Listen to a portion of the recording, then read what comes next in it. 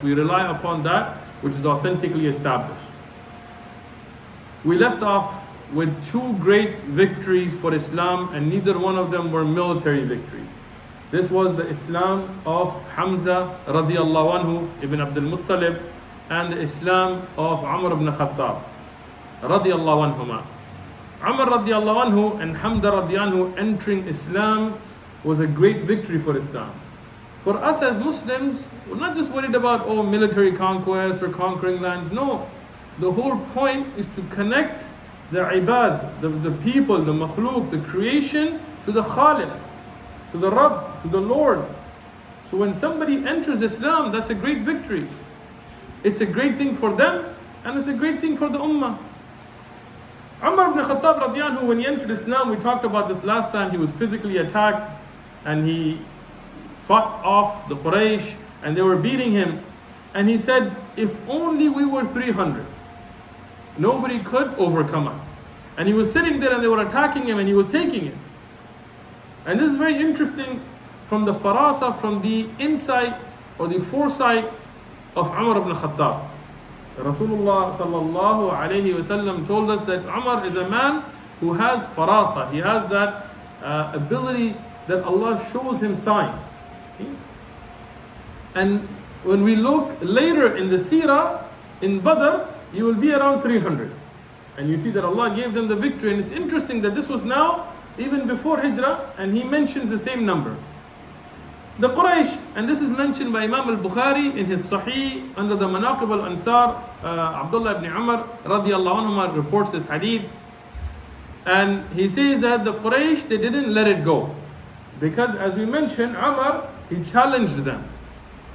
And they fought them and they couldn't overcome him. So they got people with swords and weapons and they gathered around his house. Now this is Umar, so they're hesitant. They don't really want to rush into this, But there are many of them armed up, like, it's a whole qabila there, a whole tribe. And at this time in his house, he's by himself. But he's firm on his religion. But he's not moving and they're not moving. And at this time, As ibn Wa'il al-Suhami, who was a mushrik, he was a polytheist at that time.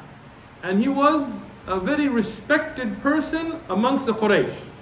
He was from the leadership of Quraysh. Meaning he had his own respect as an elder. And this is something the Arab had that even today as Muslims we've lost. Is a respect for elders, a respect for people who are senior. The respect where you will sometimes forego your point or your argument or your insistence because of the respect that you should have. As ibn Wa'il, he saw Umar ibn Khattab, he went into his house, he told him, Ma baka, ma baluka, what's going on with you? And Umar radiallahu anhu explained that these people are here and it's going to be a fight and I'm one and there are many, but it is what it is, So here he told them, La sabil ilayka, that they will not have any path to you. Even though he was a polytheist, when he asked Umar, why are they after you? He said, just because I believe in Allah. So as a person of conscience, he still stood up for that, saying this is wrong. And we see this many times today. When Muslims are persecuted, when they are made targets of hate crimes, when people go after them for nothing more than being Muslim. And most of these hate crimes are against sisters, they're against women. If you look at the statistics, they're not attacking strong men that can fight back. They'll see a woman in hijab, minding her business, covered up, and a woman of piety, and they will try to take advantage to attack somebody like that in a cowardly way. And many non-Muslims will stand up against that because they know that's wrong. And here, Al-As ibn Wa'il, he went out to the people and he told them, Aina yuridun, which actually means, like technically would mean, where are you wanting? But it's a way of saying that where are you going? What do you want?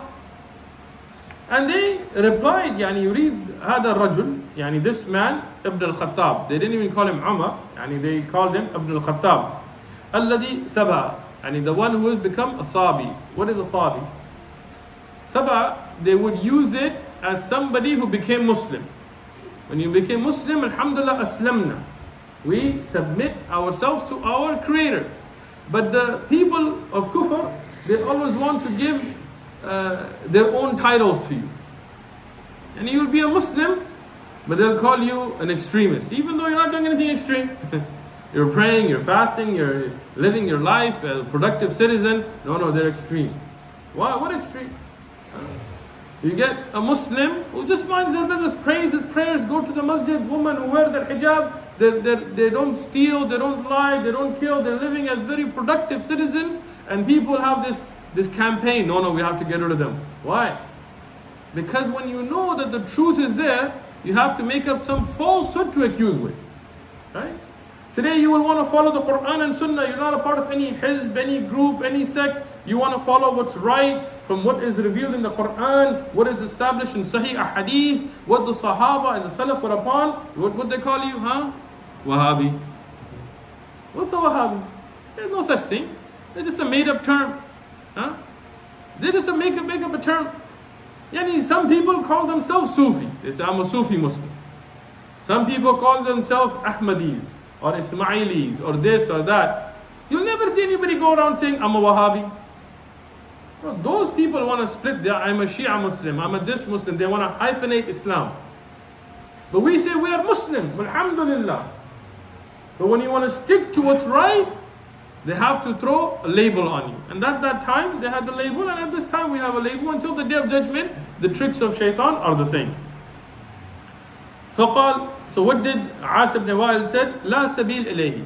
You have no path to him. I grant him protection. And this was something in the time of Jahiliyyah, and this is something in Islam. In Islam, we have this, where somebody will grant protection to somebody else. And the Muslim, even a woman, and we study this later in the seerah when the daughter of Rasulullah sallallahu alaihi wasallam granted protection to her husband who was at the time a mushrik when he was coming. When a Muslim grants protection, the Muslims have to honor that. And the Arab, before Islam even, they had this good characteristic that they honored that. So even though they were there with their swords ready to kill Umar, when a non-Muslim, As ibn Wa'il, but he was respected, an elder, he said, I grant him protection. They didn't say, well, we'll take you on too. No, they had that respect, they backed off. Umar ibn Khattab radiyan now, he is a strong force for the Muslims. Hamza radiyan who is with them. And the da'wah, the calling towards the oneness of Allah, calling people not to bury their daughters, not to oppress the weak, not to take advantage of foreigners, not to be cruel to the poor, not to do all of the things that the people of Jahiliyyah used to do. This da'wah became strong. Not to worship idols, to worship none but Allah. Here now this da'wah is strong, and with Hamza and Umar radiallahu anhuma, it became a very strong movement. Here we see that Umar ibn Khattab radiallahu anhu, from his fadail, Rasulullah sallallahu alayhi wasallam said, and this is later, I'm just mentioning it here, إن الله جعل الحق على لسان عمر وقلبه وهو فاروق فرق الله به بين الحق والباطل. What a beautiful hadith.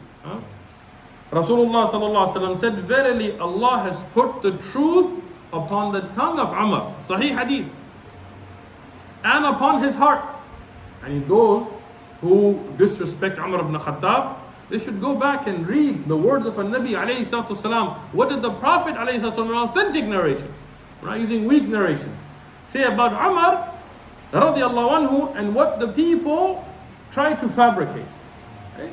This is an insult to Allah and His Prophet. When you speak ill about somebody beloved to Allah and His Prophet, as Abu Bakr and Umar and Uthman and Ali and Hassan and Hussein, Ibn Abbas radiallahu anhum, they were all beloved to Allah. That's why we as Ahl Sunnah wal Jama'ah, we love all of them. We don't disrespect any of them. But some of the people with diseases in their hearts, they'll accept something from the same chain of narrators and they'll reject it from the same chain, just for their own political or ta'assubi, their partisanship. Rasulullah sallallahu alaihi wasallam said about Umar radiallahu anhu that Allah has put the truth upon his tongue and upon his heart, and he is al-Farooq. He is the one that separates between farraq Allah with him separates between the haqq, the truth, and batil, falsehood. So even today, based on this hadith, one of the shuyukh that I used to study with, he said something beautiful. He said, if you want to know if somebody is a person of haqq or batil, ask him about Umar ibn Khattab. And because Allah will separate between haqq and batil with him from the hadith. So if he speaks ill of Umar, then you know what he is upon. And if he speaks well of Umar, then this is an indication that he's upon the haqq. Rasulullah sallallahu alayhi wasallam, he gave many fadail of Umar, which I'm not going to go into deep here, but I'll just mention one. He said, if shaitan sees Umar going down one street or one way, he turns around, goes the other.